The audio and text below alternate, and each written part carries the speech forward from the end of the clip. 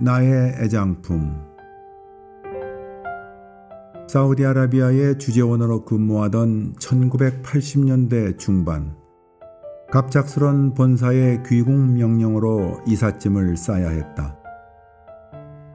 당시 주재원 사이에서는 20피트짜리 컨테이너에 피아노, 유명 가전제품, 오디오를 비롯한 이런저런 물건을 채워가면 컨테이너는 개봉도 하지 않은 채 상품 목록만 확인하고 부두에서 돈과 맞바꾼다고 했다.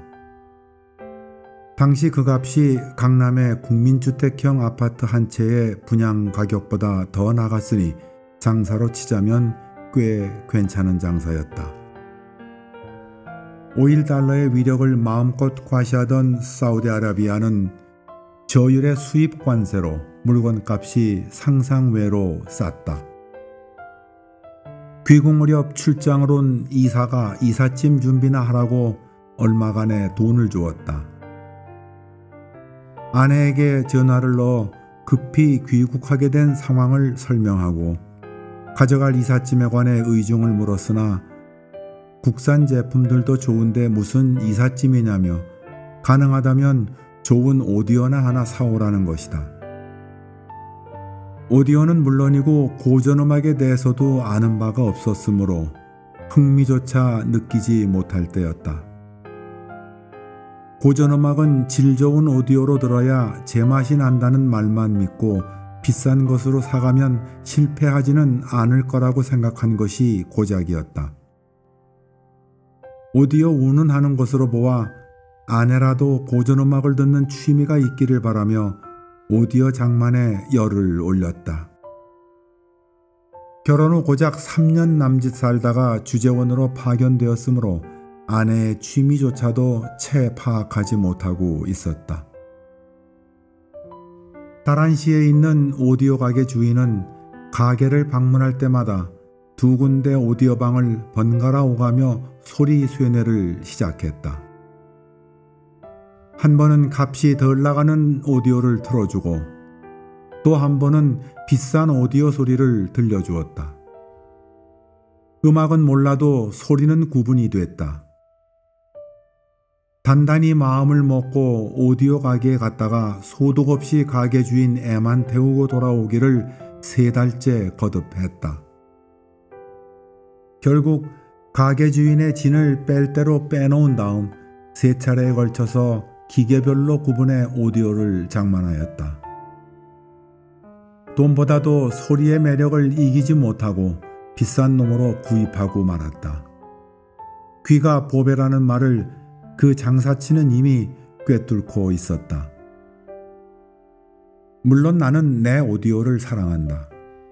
여전히 오디오 마니아라거나 고전음악 애호가라고 생각하지는 않지만 소리 동량이 어색하지 않은 것을 보면 귀는 열린 것 같다. 스피커를 타고 나오는 소리는 20해 전이나 지금이나 여전히 일품이다. 고절을 분명히 하며 들려오는 음악 소리가 때로는 가슴을 차분히 가라앉히는가 하면 어떤 때는 가슴을 뛰게 하기도 한다. 막이 오르고 오케스트라 단원들의 고르는 소리, 긴장을 푸는 잔기침 소리, 객석의 소란스러움이 잦아들면 곧이어 관현악단의 아름다운 연주가 이어진다. 현장에서 연주하는 생동감 넘치는 악기 소리, 감탄과 탄식이 묻어있는 소리를 듣거나 관객과 연주단의 긴장하는 모습을 볼 수 없다는 것이 오디오의 한계다.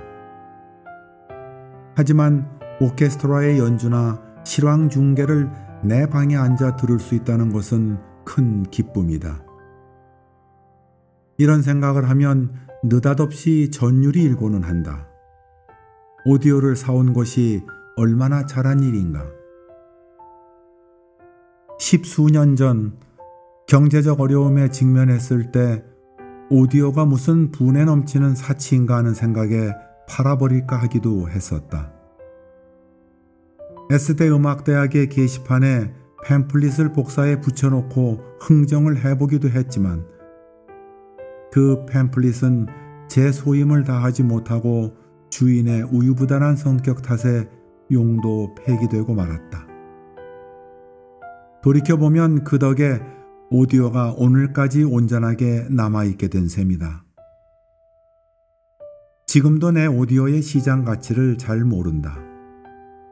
다만 아이가 어렸을 적 오디오를 고장내 수리차 서울 충무로 어디엔가 갔을 때 얼마를 줄 테니 팔지 않겠느냐고 하던 수리점 주인의 말과 S대 음대 학생과의 흥정을 어렵사리 거두어 들이던 일로 만만치 않은 오디오의 가치를 가늠해 볼 뿐이다.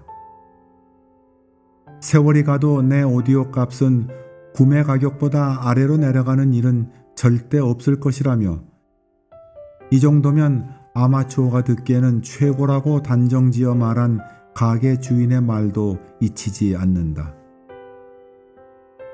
귀국 무렵 같은 브랜드의 오디오를 장만한 이들이 동호인 모임을 만들었다는 소식이 얼핏 들렸다. 애초 모임에 들 생각이 없어 못 들은 채 하고 말았지만 그들 역시 이 오디오에 대한 애정과 자긍심이 대단하지 않았다면 어찌 이런 모임을 만들었겠는가. 어린아이의 웃음소리처럼 해맑은 소리를 쏟아내기도 하고 때로는 이른 봄날 아침 창밖에서 울어대는 새소리와도 같은 청아한 소리를 들려주기도 한다. 올려놓은 LP판에 따라 제법 분위기 있는 소리를 들려준다. 덕분에 많은 판을 사 모으게 되었다. 방에는 책과 오디오 그리고 음반으로 가득하다. 당초부터 애장품 목록에 넣은 것은 아니지만 이제는 목록 제일 윗자리에 놓이게 되었다. 오디오를 팔겠느냐고? 그건 아니다.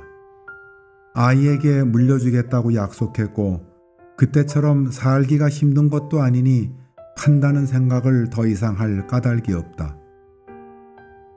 파는 것이 문제가 아니라 새로 장만할 자신이 없다는 것이다.